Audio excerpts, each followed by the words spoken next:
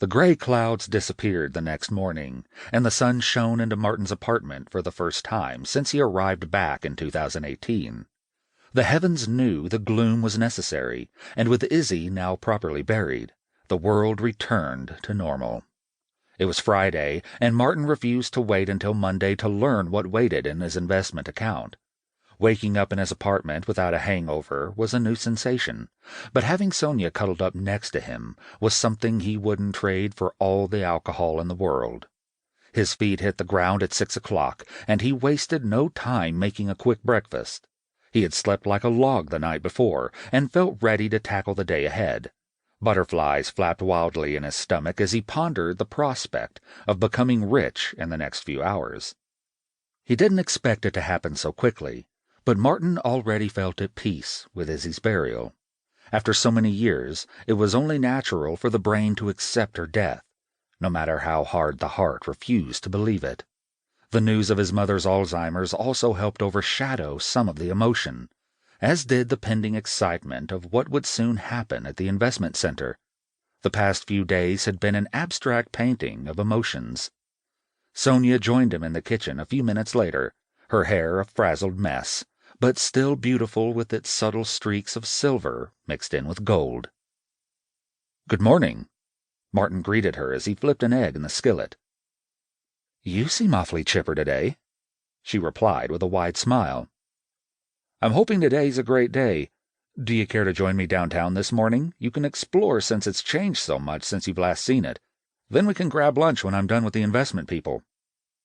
"I'd love to. I've always enjoyed downtown. Can't wait to see what it's like now." "Perfect.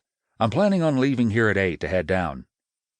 "Works for me," she said, crossing the room with her silk nightgown flowing behind. She had visited the local department stores to rebuild her wardrobe, while Martin spent hours at the police station to conclude Izzy's decades-old case.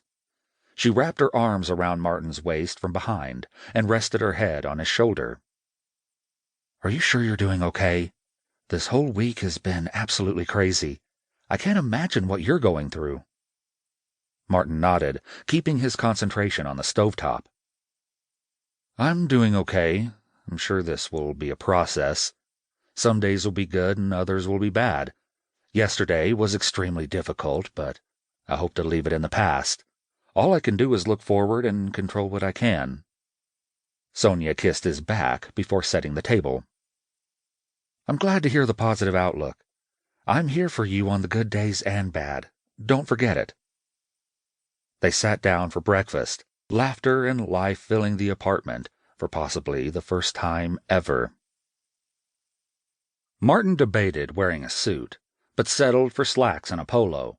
There was no dress code to enter the investment center, but he needed to look the part of a wealthy man stopping by to pick up his funds. During the drive downtown, they found themselves on the same stretch of highway they had driven during their mission to Columbine High School in 1996.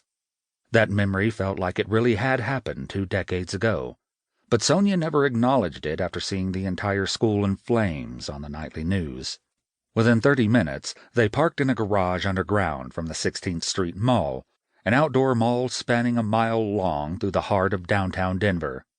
Businessmen and women filled the sidewalks on their way to work in one of the many skyscrapers. Sonia gawked at the city that had nearly doubled in size from what she remembered in 1996. "When did Denver become so big?" she asked, more to herself. "Don't get lost this morning," Martin said as he led them toward the investment firms.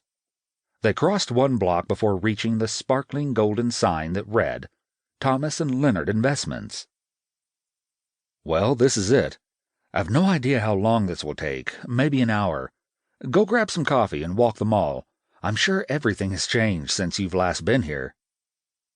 "Yeah, you could say that," she replied, admiring the buildings that kissed the clouds.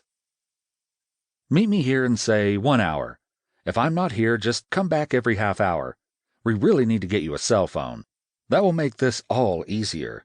If you find a phone store, maybe take a look. Tell the salespeople you're just browsing, otherwise they'll harass you into a $1,000 phone.